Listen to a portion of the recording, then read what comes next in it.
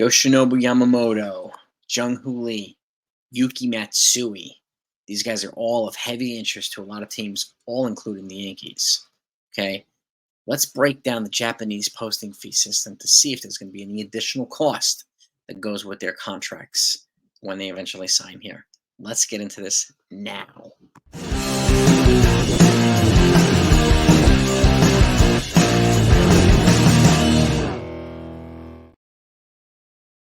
A lot of players out here that are going to be signed and traded and so on and so forth. And as we know already, if you haven't heard, as soon as the World Series is over, the first 5 days, okay, well, first of all, the day after the World Series, any player can be traded, okay? It's a free-for-all. Now, free agency-wise, the first 5 days after the World Series is an exclusive period. Teams can sign their own free agents or re-sign their own free agents. After that, it's a free-for-all. Teams can sign free agents anywhere.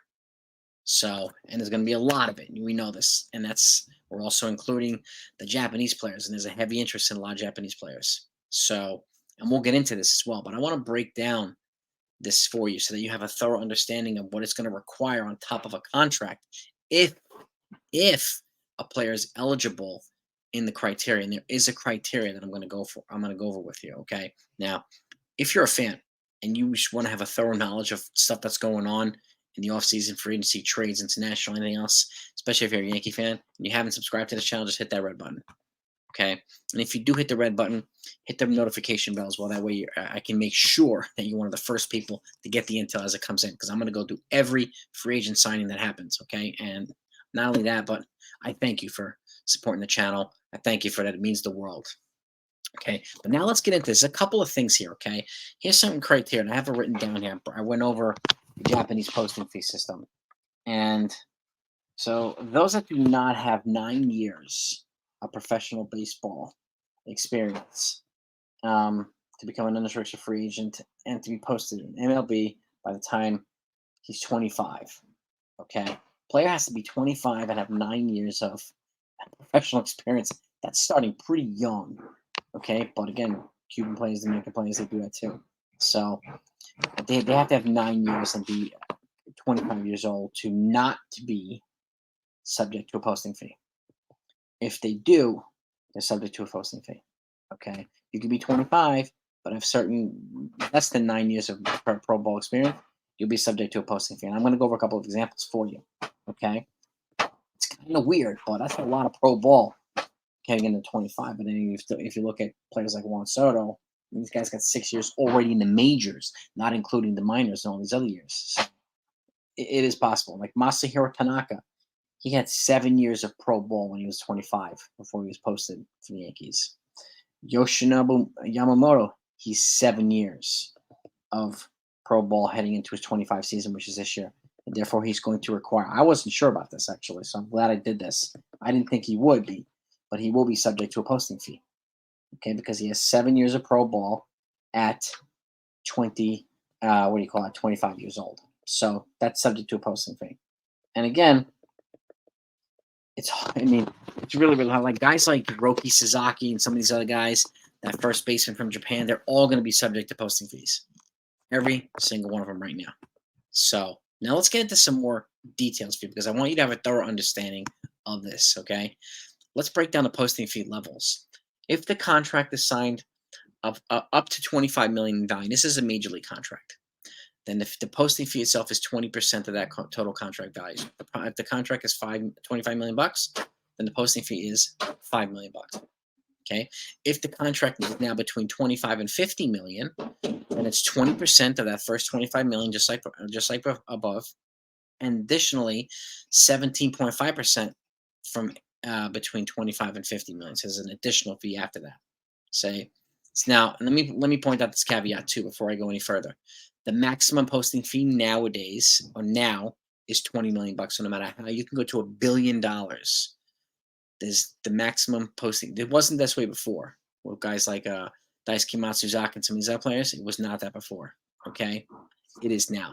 So the posting fee will never be higher than $20 million, which is actually good, which is really good. So now let's get back into the slides. So if the contract is greater than 50 million, like a Masahiro Tanaka, and I'll break this down for you later. it's 20% for the first 25 million. Okay, 17.5% for the next 25 million, like number two, and then there's an additional 15% for everything over $50 million, going up to 20 and not exceeding $20 million total posting fee. Okay, guys like what's the name, Masaki Yoshida from the Red Sox, he signed, I think it was $90 million. There was a posting fee there, but it did not exceed $20 million. So now all minor league deals, okay, all minor league deals as well. 25% of the actual signing bonus. There's a minor league deal. There's a minor league deal with a signing bonus, even if it's a low salary. The signing bonus is 25% associated with the actual contract. So whatever that signing bonus is. So you could have a low salary deal, but have a $10 million signing bonus. The posting fee there would be $2 million. 25, actually $2.5 million, excuse me, which is 25% of the signing bonus itself. So no matter what the salary is, the signing bonus is the caveat in terms of the minor league contract itself. Okay, the entire value of the contract, not including the signing bonus, is the value of the posting fee for major league contracts. There's a difference. Now, I'll give you an example. Masahiro Tanaka signed a 7-year, $155 million deal with the Yankees. His posting fee was $20 million, which took the entire total value of everything to 7 years, $175 million. And based on what we're hearing right now, Yoshinobu Yamamoto, yeah, it's to be determined, but the floor is probably going to be 7 years, $175 million. So I do expect another $20 million posting fee, but his contract's probably going to be greater than Masahiro Tanaka. I'd be surprised if it wasn't. Again, he's 25 years old. Tanaka, I think, was 25 years old when he came here too. So, and he also had 7 years of Pro Bowl experience, just like Yamamoto had. So, to be determined in terms of his posting fee. All right. Now, a couple other things. Jung-Hoo Lee from South Korea, part of the KBO. He's not part of the MPB. Okay. What does that mean? He's not eligible for a signing posting fee. It's not going to be required. So they can sign him and not have to pay a posting fee. Okay. That's pretty cool too. So remember, part of the KBO, signing the posting fees are only associated with the MPB in Japan. So one little caveat between the two. Now, additional provisions here. Foreign-born players are subject to international bonus pool money restrictions unless they are at least 25 years old and have played professional baseball in a foreign league recognized by Major League Baseball for a minimum of 6 seasons. Okay? Recognized by baseball, Major League Baseball for a minimum of 6 seasons. They're subject to international bonus pool money restrictions. So these Japanese players. And generally, the international bonus pool money is essentially signed for Latin American players, right? It's delegated or for Latin American players.